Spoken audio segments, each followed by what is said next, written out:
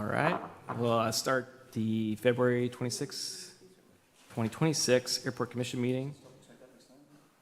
We'll start with the Pledge of Allegiance.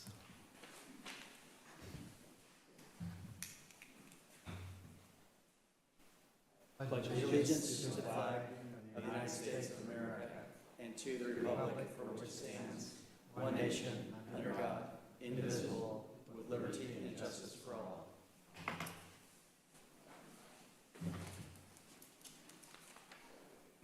Suzanne, roll call, please. Chairperson Bennett. Present. Commissioner Sonio, I apologize. Bennett, present. Sorry, I didn't hear Bennett. Commissioner Bigham. Present. Commissioner Contreras. Commissioner McGregor. Here. Commissioner Mancera. Present. Commissioner Schumacher. Present. All right, is there any, doesn't seem like there's any general public comment, but anyone would like to make a comment? Anyone on Zoom? All right, we'll move into consent of the agenda items. Looks like we have minutes for January 22nd of 2026, the operations report, and the fuel flowage report. Would anyone like to pull anything? I did not see the operations report. It's in the back page. It's this right here. That page is this. Oh, gotcha, okay, sorry. Looked at the minutes, but not this. All right, if there, no one would like to pull anything? I don't want to pull anything, but I do have a question. Why is Jet A fuel so low, the amount sold so low for January? Compared to last year? Always a slow month. I mean, it's almost half. Not quite, it's not, at least, Did you want me to talk about that now before, would you like it pulled? no, I don't want it pooled. I just have a question, that's Okay, all. so your question is about the Jet A sales for 2025 No, compared to last 2026. year of 26? Okay. Yeah, it's just- I did see that, and I don't know why it was so much lower. It may have had to do with less military operations in the month of January. I don't know, we're still well above the rolling months for Jet A sales, but I can look into that, Diane, and get Okay, back to you. all right. I move we accept the consent agenda. Second. All right, Commissioner Sonio. Aye. Chairperson Bennett. aye. Commissioner Bigham. Aye. Commissioner Contreras. Commissioner Mancera. Commissioner McGregor. Aye. Commissioner Schumacher. Aye. Motion stands. Okay, I guess we'll move on to the administrative report.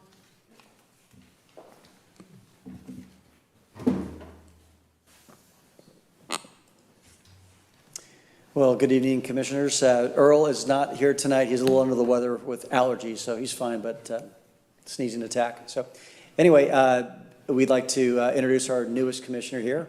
It's Jose Mancera, or Joe Mancera. I want to thank you for taking the time and volunteering your time to serve on this commission. Thank you all for the opportunity, and hopefully, we can put in our 2 cents and just make the airport just a better airport.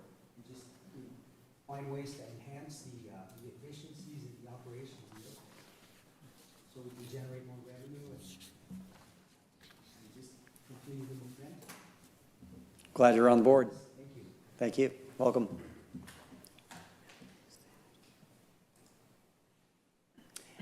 Consent, we've already done that one. No, we don't have any considerations, so we'll move into the administrative report. And we'll start off tonight with Grant Leonard. Grant Leonard is the AICP and planning manager for the city of Salinas, and he's going to give you a draft review of the general plan public review. Grant? Good evening, Commissioners. Pleasure to be here with you. We'll see if we have a PowerPoint ready.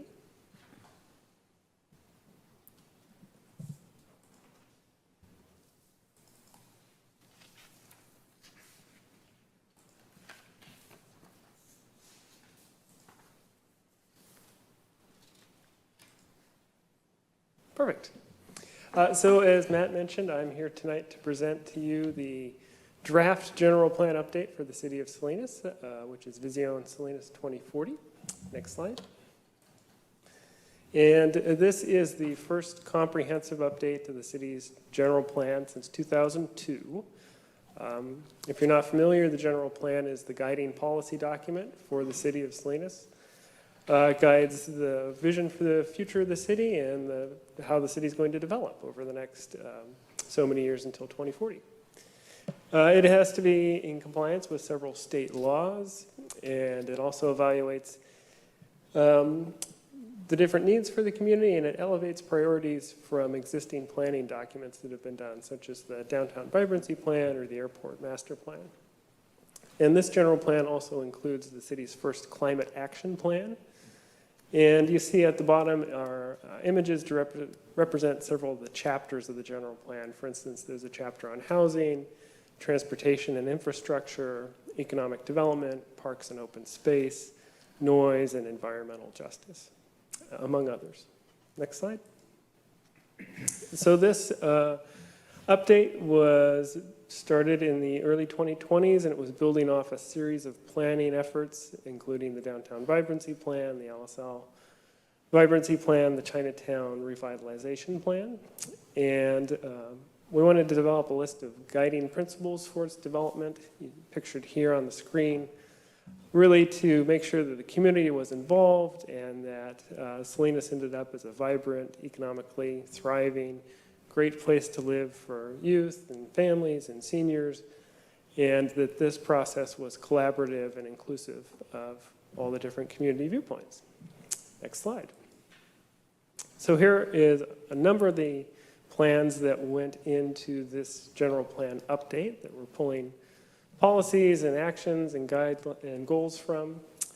I've touched on several of them, but others include the Parks and Rec Master Plan, and on the next slide,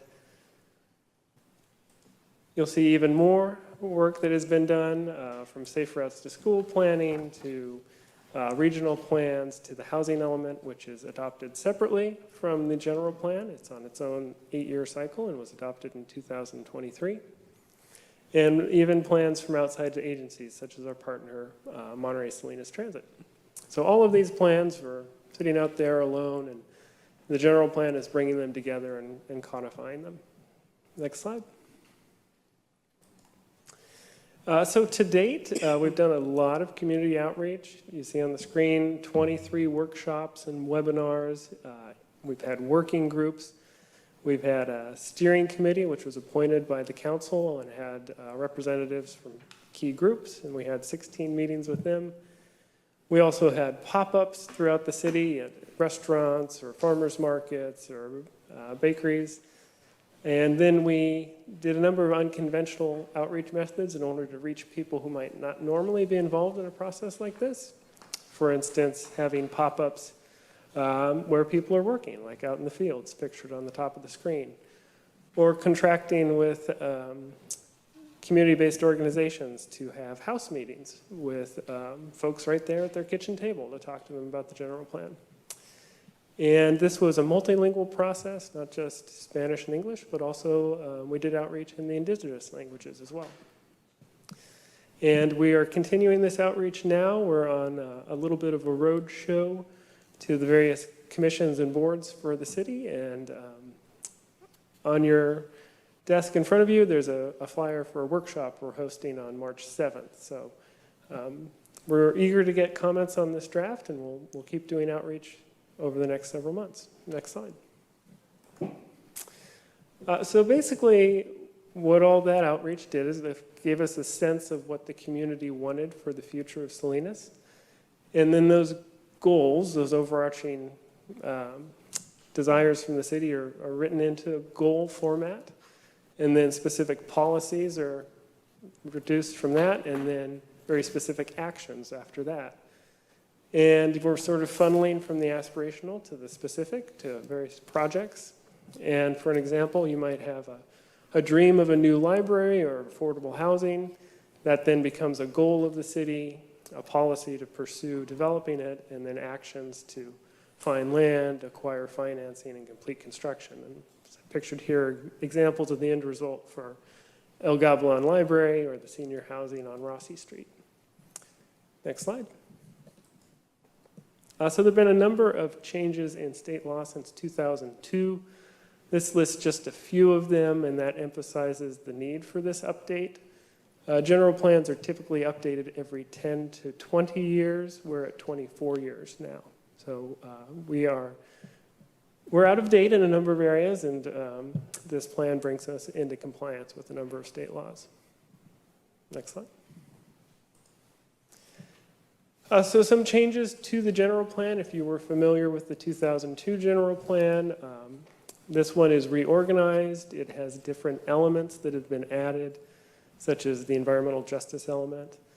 It has been written to be aligned with the various plans I mentioned before, and it also changes the land use classification system. So you might be familiar with R1 for single-family homes, for instance, or commercial business, for instance.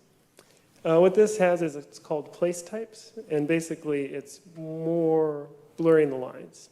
So you have a little more housing allowed in various districts, and types of businesses that might normally have been split between zones are now merged. So you have a little more flexibility and creativity for the private sector to develop. And it does emphasize the importance of housing, consistent with the goals of the city and the housing element. And it has some shifts in the transportation strategy, mainly away from what's called level of service, which is making sure people can drive quickly from A to B, avoiding congestion, to having a more holistic approach, looking at transit, bike lanes, reducing vehicle miles traveled, and also ensuring there's a good operations and low congestion. So just more holistic on transportation. And then it does have the climate action plan to look at environmental sustainability and adaptability. So next slide. So this is the organizational structure of the new plan. It's done into 3 pillars, we call them. The built environment for just that, the built environment, land use, housing, circulation, noise, community design, that's basically the architecture chapter. Environmental and sustainability for our open space and our conservation, and then socioeconomic pillar for health and environmental justice, our public safety, our economic development, and a chapter dedicated to arts, youth, and culture. Next slide. And so all the chapters are structured the same, so this is kind of a reading guide, not to go into a lot of detail, but each one has an introduction, assets, challenges, goals, and policies, and then how we're going to implement it between now and 2040. Next slide. So, specific to the airport. Pictured here is the airport area of influence in blue, the runway protection zones in the actual airport property, overlaid over the city. And then this is the goal related to aviation in the general plan. It's under the land use element, land use goal 3, to support the development and continued evolution of the airport. And then it has 2 policies specific to that. Encouraging development of the airport in accordance to the airport master plan and other related aviation documents. And then within the designated airport operations area, ensuring that safety shall be the first consideration and priority given to any construction projects within that zone. Next slide. And then there are 3 specific actions. I won't read through them, but this one, 3 actions related to the first goal, which is encouraging development for the airport. Some of the highlights that you wouldn't have seen in 2002, for instance, would be the inclusion of EV tolls. So we're modernizing the actions here. Next slide. And then again, 3 specific actions related to development and safety around the airport. Next slide. So where we are today, we've released the plan for public review back in December, just before Christmas. We've been accepting comments to date, and we are planning the community-wide open house workshop on March 7th, Saturday, at the Steinbeck Center, 9 a.m. to noon. Everyone is welcome and encouraged to attend. You can also review the plan at the website listed there, send comments to a dedicated email for those comments. And then we are still working on 3 components of this plan, the environmental impact report, the climate action plan, and the economic development element, which is being written in close coordination with several key stakeholders for the economic development. So those are all in draft form at this point, and we look forward to releasing them later this spring. Next slide. So we're in Q1, nearing the end of February. We have released the documents that I mentioned, and we're working on finalizing the other 3, continuing public engagement. In the next quarter, we'll release those 3 remaining documents, the environmental impact report, the climate action plan, and the economic development element. And we'll also include a revised general plan draft from any comments that we've received from what we released in December. We'll have more study sessions and more public engagement. And then at the same time we've been doing this, we've started a zoning code update for the city. When you change a general plan, you need to ensure that zoning complies with the new general plan. And so we've started that process ahead of the general plan being adopted. And the first step of the zoning code update is just compliance with state laws that we're currently out of compliance with. And we're looking to have those compliance updates completed by June as well. And then into the summer and fall, we move through a more formal adoption process, going to a number of commissions and committees, and then ultimately in the fourth quarter of the year, we look to have this plan adopted through council, and then continue with the zoning code updates. Next slide. And with that, happy to take any questions. Listed there on the screen is the contact information for the project manager, John Moore.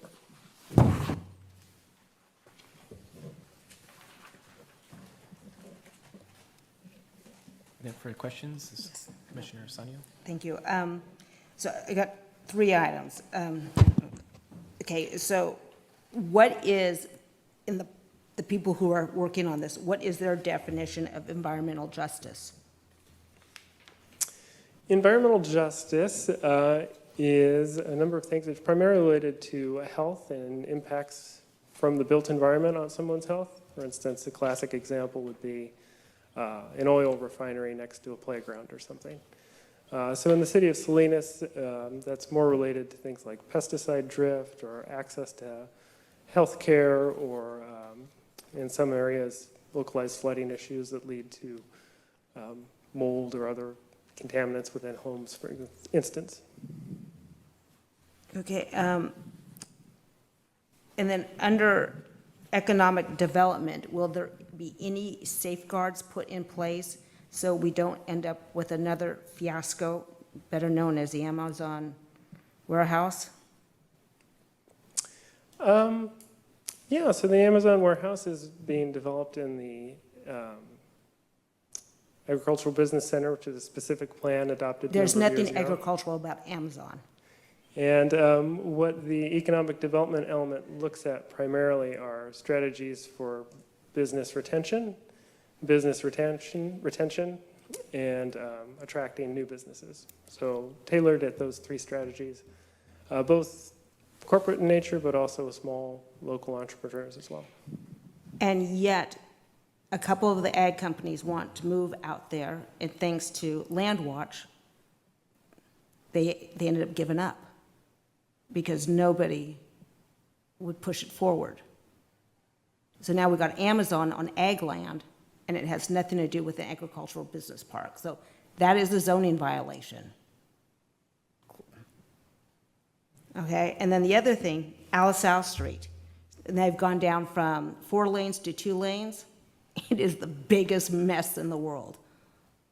What was the thought process behind that? And the parking out here is also a disaster with the way they striped everything. Yeah, so the infrastructure improvements in downtown were first outlined in the Downtown Vibrancy Plan. And they were focused on traffic calming and slowing traffic down, reducing the speed, making it safer for pedestrians to cross the street, and also to encourage cycling and to make it safer for cyclists. No, all you got is cars blocking intersections now because nothing moves. So I hope this job, whoever's in charge, I hope they're doing a better job than what's been going on, because what's been happening over the last few years has not been acceptable at all. And was the 2001 ever passed by the city? Because it was supposed to be done in 2000, and it kept getting postponed and changed, and this, that, and the other thing. But one of the, or maybe it was the county planning ordinance that was never passed. It was one of them. It was quite humorous, actually. Well, the city's general plan was passed and The city was, adopted in 2002. then it was and the this is county. I updated. don't think that was ever passed in totality. Maybe, I think some pieces were, but I don't think the whole thing was ever passed.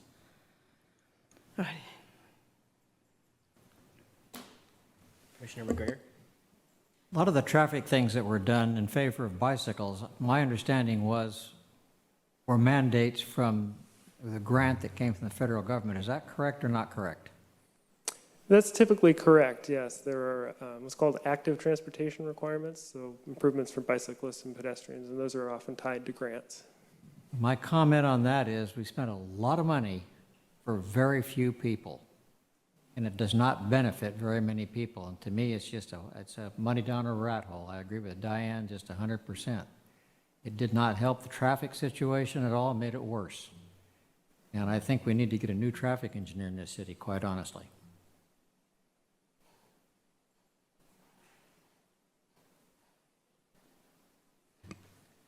A little bit of feedback on the slide. I think it was near your last one. There's a lot of acronyms. I have no clue what they mean. Could you explain what EIR, CAP, GP, LU, those mean? Yeah, my apologies on the slide. EIR is Environmental Impact Report, and CAP is Climate Action Plan. So those are the documents that we're still working to finalize. And then LU, for instance, Monterey County Airport Land Use Commission. That's the countywide board that oversees everything related to aeronautics in the county. And then similarly, ZCU is shorthand for zoning code update. So we may have gotten a little lax in our use of acronyms on this slide, and I apologize. Another question as well. How does this impact conditional use permitting? Well, conditional use permits are mostly going to be addressed through the zoning code update. So currently, like in the phase 1, we're looking at some reductions in requirements for conditional use permits, primarily for driveway expansions, for instance. But then through phase 2 and phase 3 of the zoning code update, we'll look at comprehensively citywide. When do they make sense? When are they inefficient or ineffective?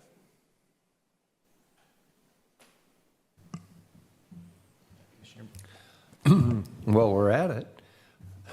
Talking about traffic, I understand the development, there is more development to be had out in North Salinas. Is there a plan for getting better traffic service into North Salinas, beyond to East Salinas? Correct. There are what's called 3 future growth areas north of Baronda Road. Roughly speaking, from Williams, bordered by Old Stage Road, and then out to San Juan Grade Road and Russell Road. And that is divided into 3 specific plans for development. What's called a west area, which is closest to San Juan Grade, a central area, which is closest to Natividad Road, and then an east area, which is closest to Williams Road. Each one of those plans contains a circulation plan, a transportation plan for both the internal development, where the homes will go, where the roads will go, the major boulevards, and then also plans for improvements to the existing roads, including Baronda, Williams, and Old Stage, and the extension of Russell Road to Old Stage. So it's a comprehensive build-out of the transportation network up there. Along those lines, Amazon is going to have a lot of trucks coming out there. And years ago, there was talk about putting a new freeway overpass from Harris Road across the freeway. Is that part of the plan? Do you know if that's still in this?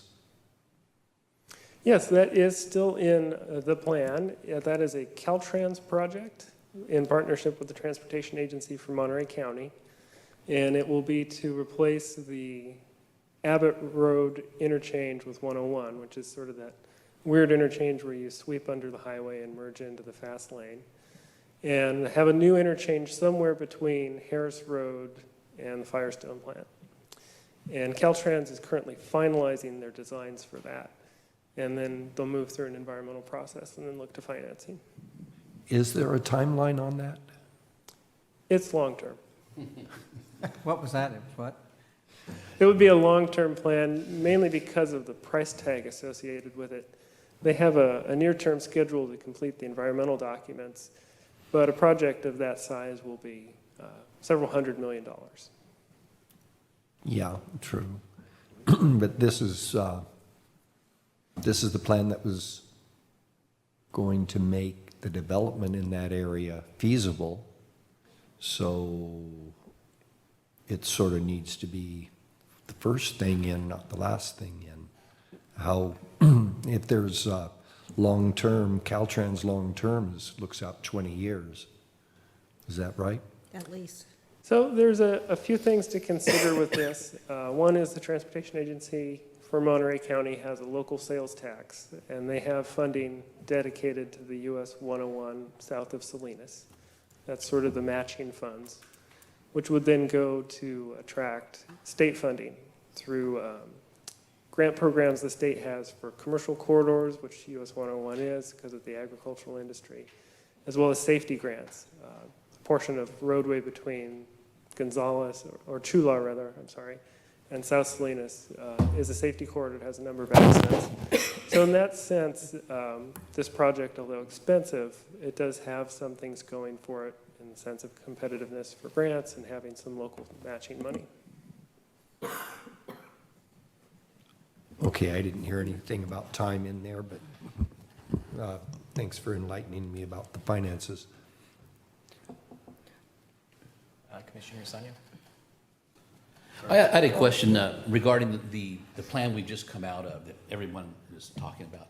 In specific, though, in what ways can you tell me that it affected or impacted the airport on the last plan, the one we're just finished with and we're moving out of? Is there anything you're aware of that had any impact or effect on the airport? You know, not that I'm aware of off the top of my head. Okay.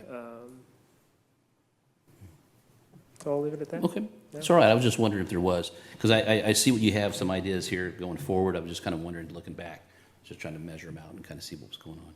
I think in some of the goals and the actions, for instance, the continued successful operation of the airport is an existing goal in the general plan. And so the city continuing to prioritize the airport, having airport manager, airport commission, making sure it's successful and a priority. That has been in the plan and that continues to be in the plan. All right, thank you. Okay, a comment on what Commissioner Shoemaker was saying. Part of the problem with Amazon is that they were able to move forward without having to do any traffic mitigations at all, which was not the case for the ag companies that were wanting to move out there to that property. The other thing is, you know, we talk about like the condition of the roads and the traffic. All of our roads are like graded at a D or an F, literally failing. So I see little patches, like in my neighborhood right now, there's, you know, fresh black strip on, you know, and then you go down another block and there's another black strip or something. All the roads just flat out need to be repaved. And when's that gonna happen? Yeah, so I don't have the specific answer. I do know the Public Works Because that is far Department. more important than just about many of the things that you talked about in this plan. Yeah, so the Public Works Department has their annual pavement plan for repaving and patching, and they present annually to council on that. I'm happy to find that latest presentation and then send it to the commission or connect us with the Public Works Director for more information. You know, and you're talking about like the whole environmental justice thing. The city of Salinas has been really good about taking out trees, not coring out the stumps, they leave that behind, but not replacing any trees. And we used to be a tree city, and that has all gone away. So you want quality of life, you want cleaner air, all the streets need to have a treescaping involved. Isn't some of this, though, really not this gentleman's? It's part of the master Well, plan. no, I'm just saying, but shouldn't some of these comments be more directed at the commissions that affect it, or the city council? I'm just saying. Well, I mean, maybe, but, I mean, my point but- is, this one person's not gonna, but it needs to be included. These Well- policies should be included in a master plan. I understand. Yeah.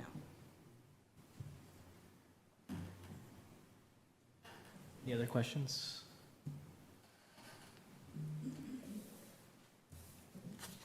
Thank you. Okay, thank you very much. Appreciate the comments and feedback. This is so cute.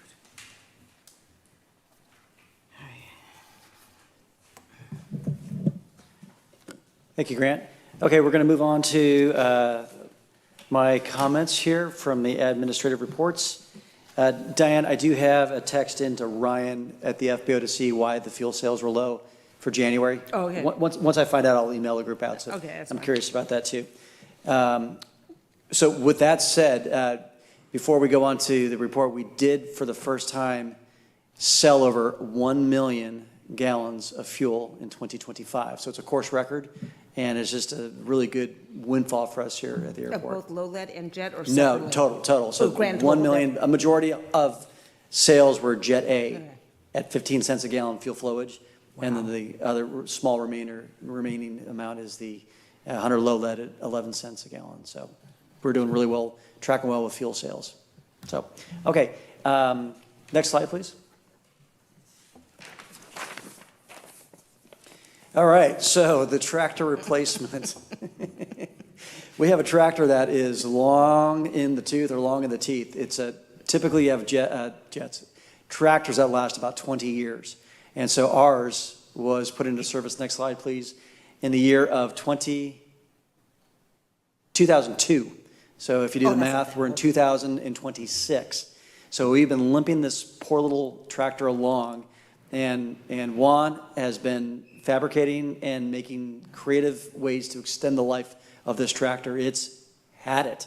So we're going to be, we've got a $50,000 set aside for said tractor. This tractor is going to have all of the necessary bells and whistles to mow the 600 plus acres out there at the airport. It's going to have a skip loader, mower deck, bucket, and forklift. And we're going to be all well For poised. $50,000 you're getting all that? No, it's the next slide's going to show you. okay. $50,000 is what's been set. The good news is $50,000 has been set aside. However, okay, you ready? This is more than the first house we purchased, my wife and I. Next slide, please. So the out-the-door price for the first set new tractor is $175,000. So we do have enough money in our enterprise fund to afford it, but enough's enough, and we got to buy it. So look for the new tractor. Yes. Remote control as well. Yeah, it's not going to be remote control, and it's not going to be Can we battery sell powered. the old one? Yes, but that thing is on a good day, $10,000 maybe, $15,000. Well, it's better than nothing. No, and in fact, when I got my new service vehicle, we took the Ford Escape, and I think it went to auction. We got $6,000 for it. Not a lot of money. Yeah. So, all right. Is it a deer? Have you looked? Sorry. Is it a deer? It is a program. I don't think it's going to be a John Deere. So there's a list that the city uses through Fleet, and through Fleet we get these discounted pricing. So if we were to go and buy this as civilians, it would not be as inexpensive. So whatever agreement they have is kind of what we get. Oh, okay. I also did look in to see if we could buy something used as well, because it's a diesel engine. but no such luck, so we have to buy new. So, okay, so Hunter? One more question. Yes. Have you looked into any grants like the Monterey Air Resources Board, things like that? Yes, we have, yep, and so we did already take advantage of that with 2 vehicles. We had the Ford F-150 Lightning and also my vehicle. So we cannot get an additional one for a couple more years.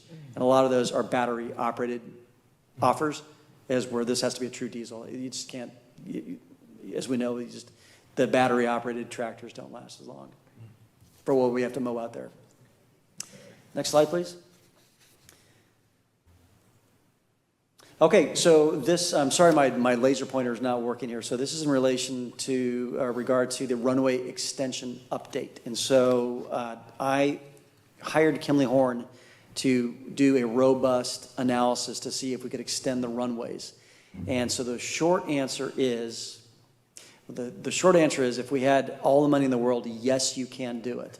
Yes, you can do it, where if you were to look at the runway on that side, the lower side, that's that depression on the approach end of runway 3-1, where the shorter runway is. That is a area that would require a bridge to be built or significant landfill to be added.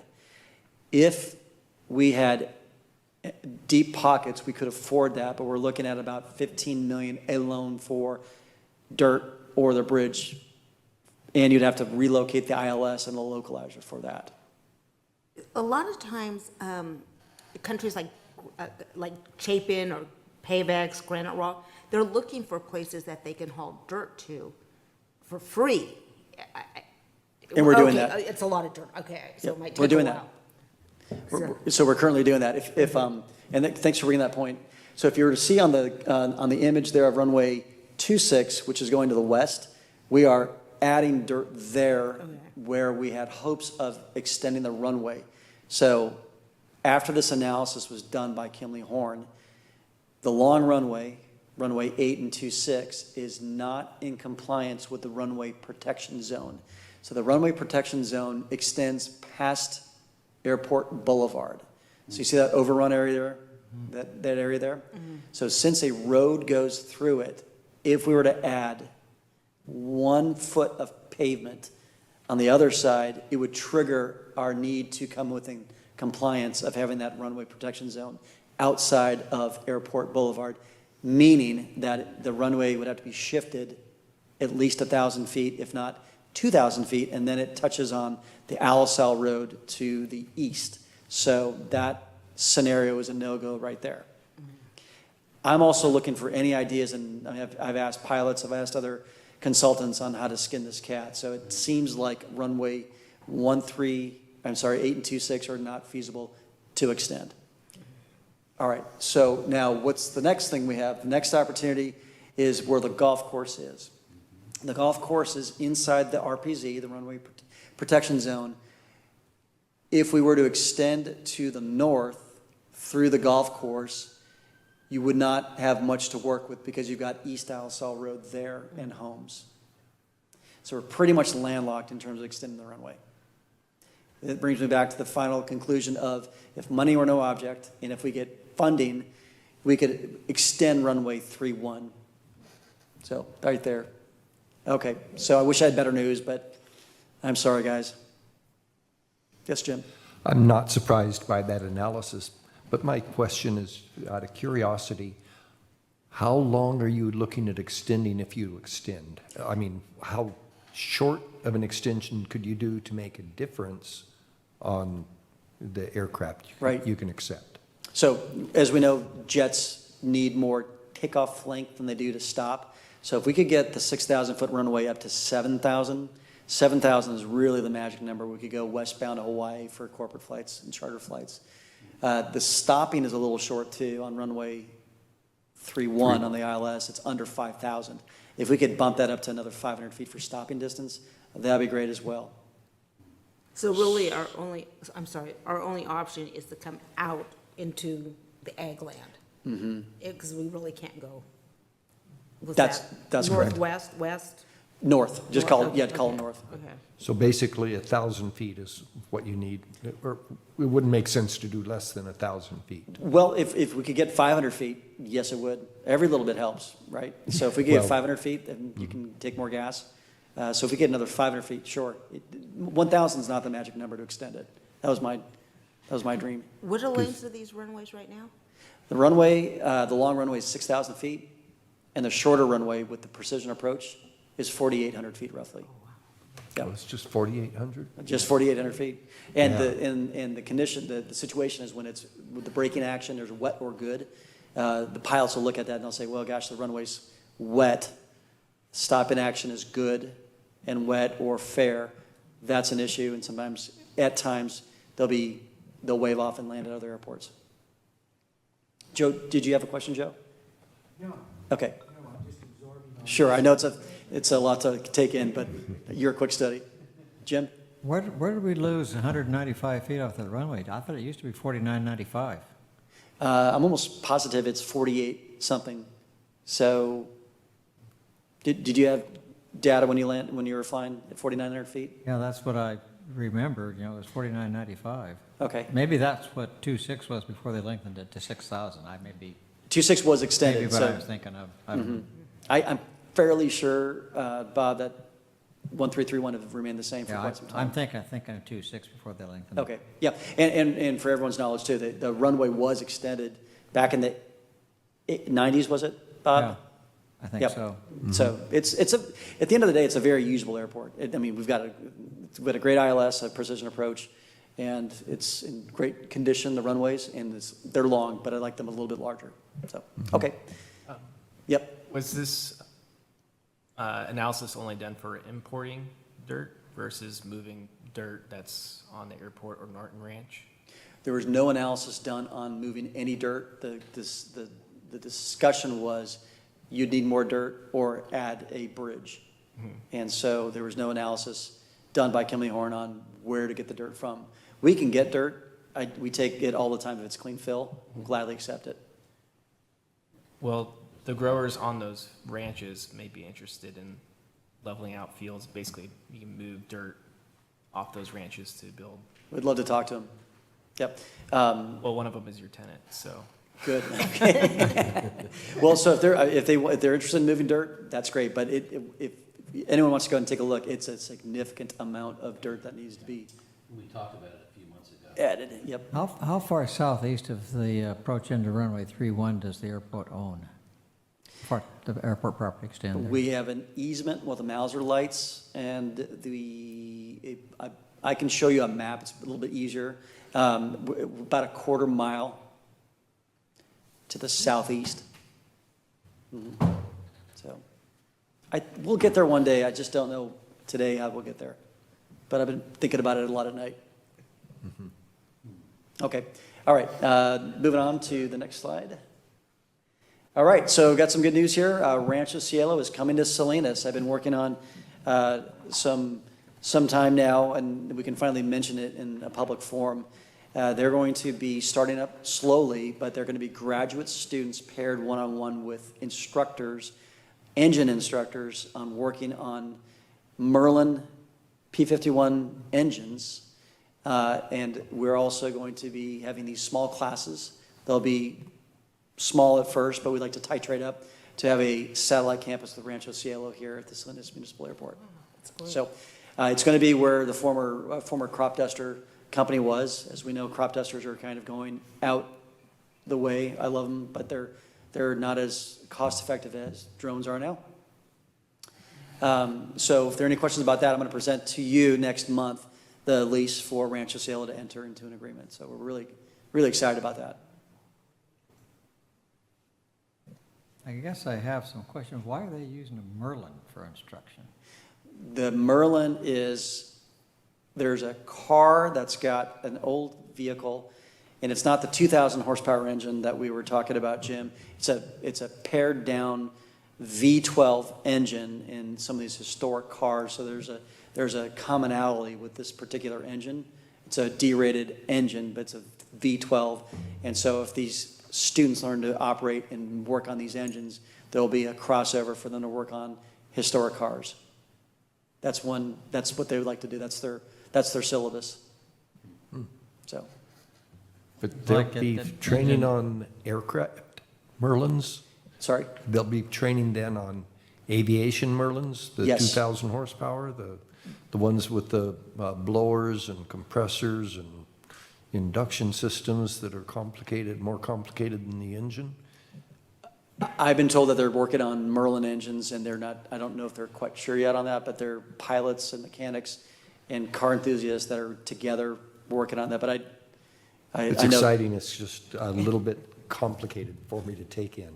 Right, it is. I think they'll have one Merlin engine there, and they'll assemble it or take it apart and check the valves, and it's all very high level still, but the good news is we've got Rancho Cielo coming our way. That's still great. Yeah, it is, so. just But they'll seem- be, go It ahead. just seems to me that's not compatible with contemporary aviation. It just doesn't seem practical to me, in my way of thinking. But, and it might not be compatible with contemporary aviation, but there may be, as time goes on, even more and more enthusiasm about older aircraft as well. The number of those is going down. Maybe, you know, I wouldn't deny that, but jobs are jobs and, you know. Yep. Yep. They're learning skilled labor procedures, which we are in such short supply. Thank you, yeah. I And if agree. you can work on one engine, and not me, Mm-hmm. but I think those that are good at it can adapt quickly Yeah. to other types of Yeah. engines, because it's just in their DNA or just ingrained in them. Yeah, and you don't know where it'll go down the road. Yeah, Just the whole exactly. point is there's just such a shortage of aviation mechanics today. I would think you'd be concentrating on something that's more in use today or getting people out there to work. There are plenty, if you're an aviation mechanic, you can get a job. That is not a problem. There's a real shortage.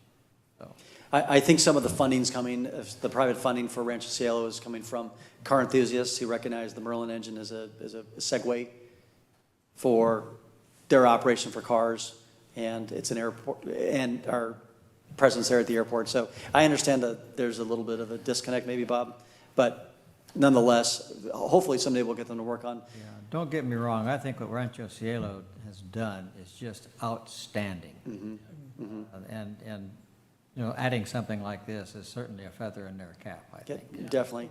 I think that's what we're trying to do at the airport, is just let everyone know we're open for business, we're open for opportunity, educating the kids, creating jobs, and that's what I do. Let, And who's to say that once they start this way, they don't morph into more general aviation type engines and, Commercial or Yep. commercial, yeah. yeah. So, thank you. You mentioned the lease here. What locations are they looking at on the airport? That is going to be the 240 building, just a small little area. It's a very small little corner where, Susan, was it Plaskett's RB helicopters? Plaskett's operation? Oh, it's not the Gomes Farm Air Building? No. It's about a 900 square foot building site there. So, not the one that is going to be, that is Tor's property there. Yep. That's going to go out still to an RFP or a notice of availability when that hangar comes up. Okay, next slide, please. All right, this is kind of boring, but necessary to talk about. So we've got a SWIP program. It's through the Monterey County. It's a stormwater management program, and it's a little long in the tooth, however you want to say it. And so we are now making some amendments and changes to this stormwater pollution program. And so that's about all I can say about that, but we're just making sure it's all up to date and we're not discharging anything that shouldn't be discharged from the airport. So the operation of the airport has not changed, but there are some rules and regulations that have over the years. Yeah. I want to make sure that we're not violating anything with the environment. Next slide, please. Grant slightly touched on the Airport Land Use Commission. The Airport Land Use Commission is probably one of the most influential yet most unknown organizations in the county here. So if you look at the next slide here, the Airport Land Use Commission was last done. Well, let's see if we can just read that there real quick.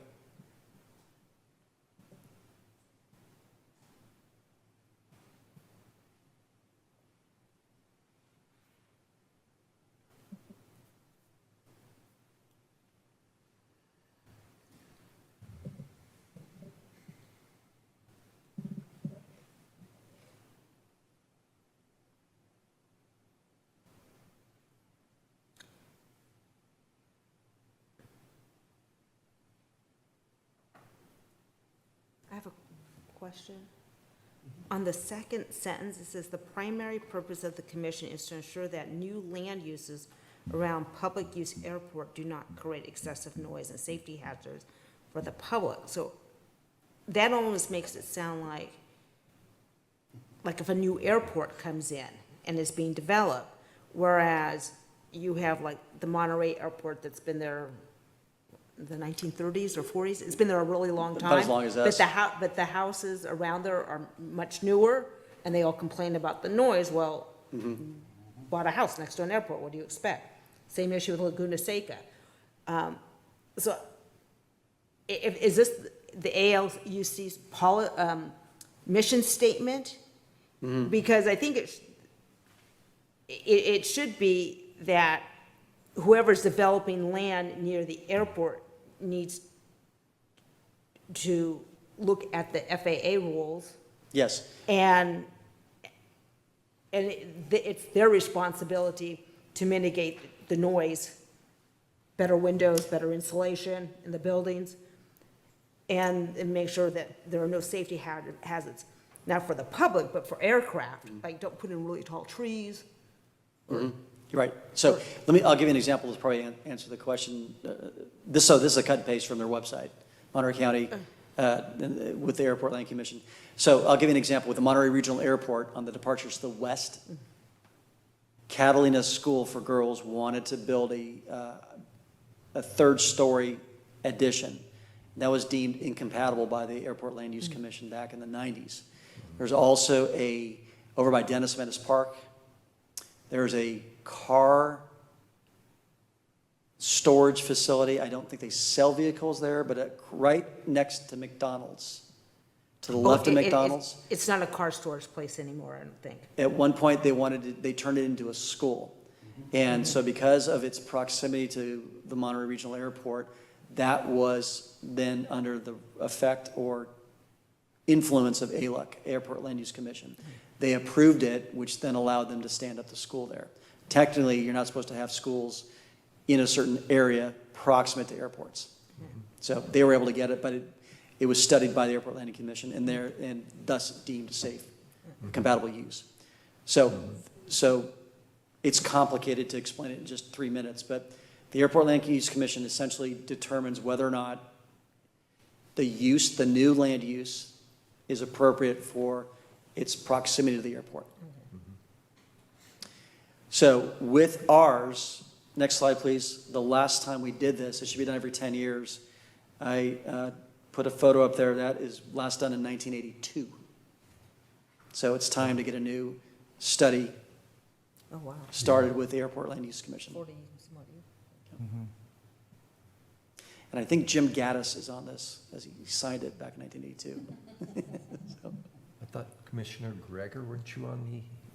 Yeah, I was just going to give a little history on that. The Airport Land Use Commission, I can't remember the year that it came into being, but it was a state-mandated and unfunded commission that the counties had to do, and there are certain criteria where you don't have to have a land use commission, and I can't remember what all that is.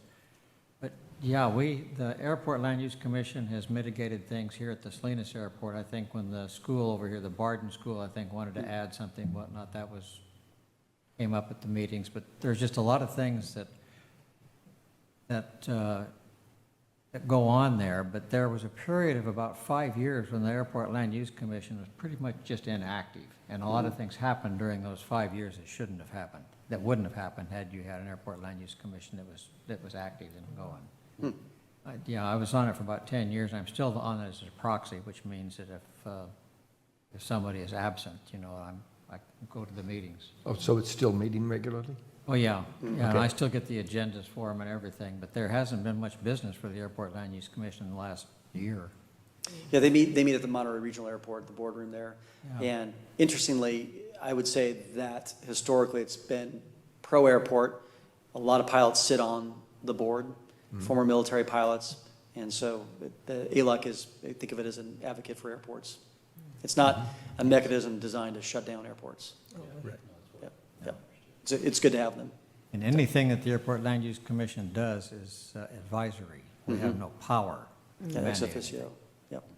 Okay, so stay tuned for the next ALEC, Land Use Commission report coming your way. Next slide, please. All right, so this is kind of a fun little picture here. We had the Goodyear blimp for the AT&T Pebble Beach Pro-Am.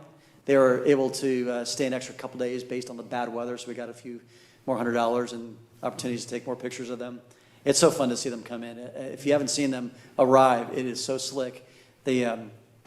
The truck comes out, and this truck is this enormous truck with these arms that come out to prevent it from flipping over, and this telescoping pole goes up, and they will wait for the 35-mile-an-hour blimp to arrive, and it gets up to the rig, and they extend a little cable, and they'll attach the cable, and they just winch it up, slowly up to it, and it just weather vanes it, wherever the wind is, it just floats around. So you need a 400-foot buffer all the way around that blimp when the weather spins. Think of it like a weather vane on top of a barn. Yep. So how do we get a ride in it? How much money do you have? How can you work that out for us next year? Well, all you had to do was ask. We were doing rides last week. Okay, so that's kind of fun. And they're great. By the way, here's a little fun fact too. 4 of those exist in the United States, 1 in Europe, a total of 11 pilots countrywide. That's how rare it is. Yeah. All They're right, our next seasonal slide. weather vane. What's that? They're our seasonal weather vane. That's right. That's exactly right. Oh, this is so cool. Okay, so this is Guess the Aircraft, but if you notice the bottom here, Commissioners McGregor and Schumacher need to hold their comments as to what aircraft this is. Do we get to answer? Well, I think you know what it is, don't you? Oh, It looks like sure, some type of a course. helicopter. It's a sky crane. I've It's a forgotten the exact. Sikorsky Sky Crane. Uh-huh, Everybody it knows is. that. There are about 55 of these left in the It says country. Siller on here. Who's Skorsky? What's that? It says Siller. Who's Siller is the Skorsky? company. Oh. That's the company that's support. That's the chase vehicle. So that is from the 60s, I believe. And picture a muscle car, all analog, with a stick and a little bit of gasoline and a big engine on the top, and it's designed to lift heavy cargo. So that was over here at the airport. Kind of fun to. What was it working on while it was here? Well, sore subject. It was here for Amazon. They were lifting up air conditioning units on top of the building. Well, there's a different aircraft that was, I watched them putting the, Oh, was power it a lines? Sky Crane? Sorry? Yeah. So there was there was another air helicopter that came in after the Sikorsky and was, I was curious what it was working on, but it was more like a Huey or a, what's the twin rotor? Yep. Beach Yep. 46. You're talking about the Chinook? Was it a private Chinook? Yeah, the Chinook. Yeah, they were here, I think they were transiting, and they were stuck here for weather. I think they were trying to get up to Alaska, I believe. Oh, because they were here for like a month. A month. Yep. Wow. Yep. Let me find out about that one, too. Yeah, I was just Sikor- curious. Yeah. That would be military, right? No, that was civilian. That was Oh, civilian. okay. That's civilian, that's civilian, so. Originally, when these things were made, they also had a pod that would go underneath them that would attach, and they could use them for passengers or freight, too. Hanging Take that underneath off and here? use it for Oh, a gosh. crane, yeah. Yeah. So those are the things you see at the airport there. Okay, I think that is the last slide of my, It looks like a mosquito. yeah. It's loud, too. It's really loud. That engine just sits right on top of it. Next slide. Okay, I think that's it. Next slide, please. Next date, next month, on March 26th. Great. Okay. Thank you. Thank you. Alrighty, with that, anyone like to mention the items that they would like to see in the future on the agenda? Future agenda items? Alrighty, next meeting, February 26th, 2026. And with that, we'll adjourn us here at 7.